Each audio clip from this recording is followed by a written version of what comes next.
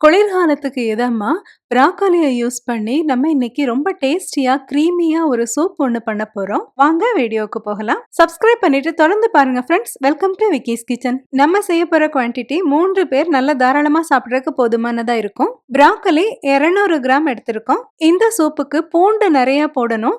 ஏன்னா இந்த பூண்டு போடும்போது தான் இது ரொம்ப ஹார்ட் ஹெல்த்தியா ஆகுது. அதாவது நம்ம இதயத்துக்கு ரொம்ப நல்லதா இருக்கும். ப்ராக்கோலி கொஞ்சம் வாயு பொருள். அது சிலருக்கு ஒத்துக்காது அப்படின்னு சொல்லுவாங்க. அதனால தான் இதுல நம்ம நிறைய பூண்டு சேர்த்து சமைக்கிறோம். அதனால ஒரு சின்ன சைஸ் பூண்டு ஒன்று ஃபுல்லா நம்ம உரிச்சு சேர்த்துக்க போறோம். மீடியம் சைஸ் பல்லாரி வெங்காயம் ஒன்று எடுத்து வச்சிருக்கோம். 2 டேபிள் ஸ்பூன் அளவுக்கு உடைச்ச முந்திரி பருப்பு எடுத்து வச்சிருக்கோம். வெங்காயத்தை உரிச்சு நீள வாக்குல கட் பண்ணி வச்சுக்குவோம். பூண்டையும் உரிச்சு வச்சுக்குவோம். ப்ராக்கோலியை நல்லா கழுவிட்டு அதை ஒரு சின்ன சைஸ் துண்டுகளா அப்படி கட் பண்ணி வச்சுக்குவோம். ப்ராக்கோலியை வெட்டும் போது இதோட தண்டுகளை சிலர் வேஸ்ட் பண்ணிடுவாங்க. அப்படி வேஸ்ட் பண்ண தேவையில்லை. இந்த தண்டுகளும் நம்ம சாப்பிடக்கூடியது தான். இந்த ப்ராக்கோலி பூக்கள் இருக்குல்ல, இதுல என்ன சத்து இருக்குதோ அதே தான் இந்த தண்டுகள்லையும் இருக்குது. ஸோ இதையும் நம்ம இந்த மாதிரி சின்னதாக கட் பண்ணி வச்சுக்கிறோம். இதுவும் நம்மளுக்கு ஈஸியாகவே வெந்துடும். வெட்டின பிறகு பார்த்தோம் அப்படின்னா இந்த ப்ராக்கோலி வந்து 2 கப் மெஷர்மெண்ட் உள்ள ஒரு பவுலில் எடுத்துக்கிற மாதிரி அளவு இருக்கும். நம்ம சூப் செய்யறதுக்காக அடுப்பில் ஒரு வாணலி இல்லைன்னா ஒரு கடாயை வச்சு சூடு பண்ணிக்கிறோம்.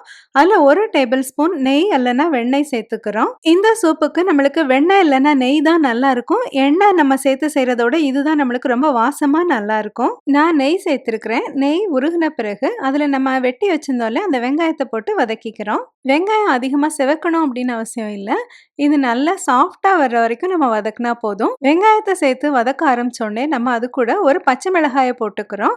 அதிகமான காரம் இந்த சூப்ல சரியா இருக்காது. அதனால தான் ஒரே ஒரு பச்சை மிளகாய் சேர்த்துருக்கிறோம். அது கூடவே நம்ம பூண்டு உரிச்சு வச்சிருந்தோம்லே அதையும் சேர்த்துட்டு நல்லா வதக்கிக்கிறோம். இது கூட நம்ம 2 டேபிள் ஸ்பூன் முந்திரி பருப்பு எடுத்து வச்சிருந்தோம்லே அதையும் சேர்த்து நல்லா வதக்கிக்கிறோம். வெங்காயம் செவந்துடக்கூடாது. இப்போ நம்மளுக்கு வெங்காயம் நல்லா சாஃப்டா வந்துருச்சு. இந்த ஸ்டேஜ்ல தான் வெங்காயம் நம்மளுக்கு நல்லா இனிப்பா இருக்கும். இப்போ நம்ம வெட்டி வச்சிருந்தோம்ல அந்த ப்ராக்கோலி துண்டுகள் 2 கப் அளவுக்கு நம்ம இதில் சேர்த்துக்கிறோம். ப்ராக்கோலியை சேர்த்துட்டு இந்த எண்ணெயோட சூடு இருக்கு இல்லையா, இதுலேயே நல்லா வதக்கிக்கணும். இந்த ப்ராக்கோலி வந்து கொஞ்சம் நிறம் மாறின மாதிரி வரும். அந்த அளவுக்கு நல்லா இதை வதக்கிக்கணும். முதல்ல ப்ராக்கோலி நம்மளுக்கு ஒரு மாதிரி சிமெண்ட் பச்சை மாதிரி இருந்துச்சு இல்லையா, அந்த ஆஷ் கலர் எல்லாம் போயிட்டு இப்போ நல்லா எமரால்ட் கிரீன் மாதிரி நல்லா மரகதம் மாதிரி வந்துடும். இந்த அளவு நல்லா இதை வதக்கிக்கணும். ப்ராக்கோலி ஓரளவு நல்லா வதங்கின பிறகு அது கூட நம்ம தேவைக்கு உப்பு சேர்த்துக்கிறோம். நான் கிட்டத்தட்ட 1 டீஸ்பூன் அளவுக்கு உப்பு சேர்த்திருக்கிறேன். அதுக்கப்புறம் நம்ம தேவைன்னா அதிகமா சேர்த்துக்கலாம். அது கூட 1/2 டீஸ்பூன் சீரகம் சேர்த்துக்கிறோம். ப்ராக்கோலி நம்மளுக்கு நல்லா வதங்கி இந்த பச்சை வாசனை தான் போயிருக்குதே தவிர இது வேகல.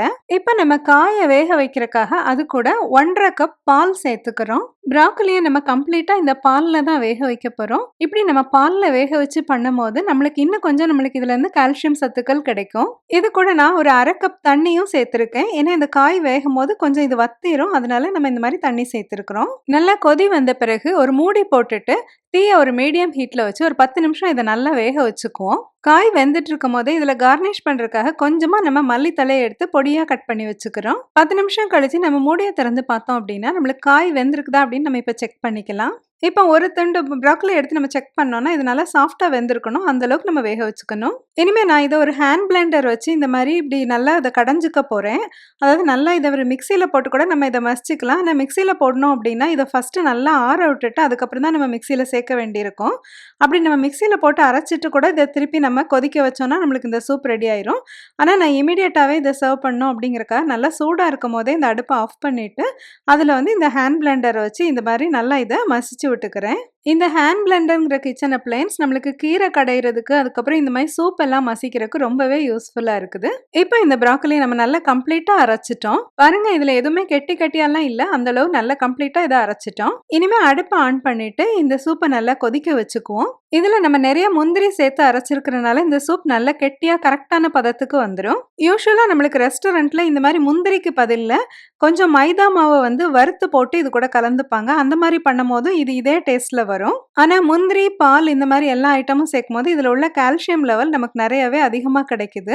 நம்ம உடம்புக்கு வந்து இது சாப்பிட்ட உடனே ரொம்ப ஹெல்த்தியா இமீடியட்டா நம்ம ஃபீல் பண்ணுவோம். இதுல நம்ம ஒரே ஒரு பச்சை மிளகாய் தானே போட்டிருந்தோம். நம்மளுக்கு காரம் வேணும் அப்படின்னா இது கூட கொஞ்சமா நம்ம மிளகு வந்து கொஞ்சமா இடிச்சு போட்டுக்கலாம். இந்த சூப்ல நம்மளுக்கு நெய், முந்திரி, பால் இதெல்லாம் சேர்த்தனால இது ரொம்ப கிரீமியா ரிச்சா நல்லா இருக்குங்க.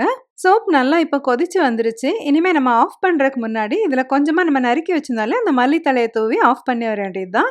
நம்மளோட ரிச்சான கிரீமியான ப்ராக்கோலி சூப் ரெடி ஆயிருச்சு. இந்த சூப்பை நம்ம சர்வ் பண்ண முன்னாடி அதுல கொஞ்சமா மல்லித்தழை தூவி அலங்கரிச்சு சர்வ் பண்ணலாம். அதே மாரி பர்மேசான் சீஸ் அப்படின்னு சொல்ற இந்த மாரி உள்ள சீஸ வந்து கொஞ்சமா தூவி நம்ம சர்வ் பண்ணோம் அப்படின்னாலும் ரொம்பவே டேஸ்டியா இருக்கும். சீஸ் எதுவும் போடாமலேயும் கூட இந்த சூப் ரொம்ப டேஸ்டியா இருக்குங்க. ட்ரை பண்ணி பார்த்துட்டு எப்படி இருக்குன்னு சொல்லுங்க. இந்த ரெசிபிய எனக்கு என் தம்பியோட பாஸோட ஒய்ஃப் சொல்லிக் குடுத்தாங்க. அந்த அக்கா ரொம்ப நல்லா சமைப்பாங்க. அவங்களோட ரெசிபீஸ் வந்து ரொம்ப ஹெல்த்தியா இருக்கும். அவங்க சொன்னதுனால நான் இத செஞ்சு பார்த்தேன். ரொம்ப நல்லா இருந்துச்சுங்க. கண்டிப்பா ட்ரை பண்ணுங்க. இது ரொம்ப ஹெல்த்தியான ரெசிபி. ப்ராக்கலிங்கிற காய் நம்ம ஹார்ட்டுக்கு ரொம்ப நல்லது. அதே சமயம் நம்மளோட நோய் எதிர்ப்பு சக்திய நல்லா அதிகப்படுத்துது. அடிக்கடி சாப்பிடுறவங்களுக்கு மூளை, நினைவாற்றல் எல்லாமே நல்லா மேம்படுது. ரத்த சர்க்கரை அளவுகள குறைக்குது. நம்ம எலும்புக்கும் நல்ல உறுதி தருது. இந்த ஹெல்த்தியான ப்ராக்கலி சூப் ரெசிபி உங்களுக்குலாம் ரொம்ப பிடிச்சிருந்திருக்கும்னு நினைக்கிறேன். அவசியம் லைக் பண்ணுங்க, ஷேர் பண்ணுங்க. நம்மளோட விக்கிஸ் கிச்சன் சேனல் சப்ஸ்கிரைப் பண்ணிக்கோங்க. மறுபடியும் இது மாதிரி ஒரு இன்ட்ரெஸ்டிங்கான வீடியோ உங்களை சந்திக்கிறேன். Until then, take care. See you.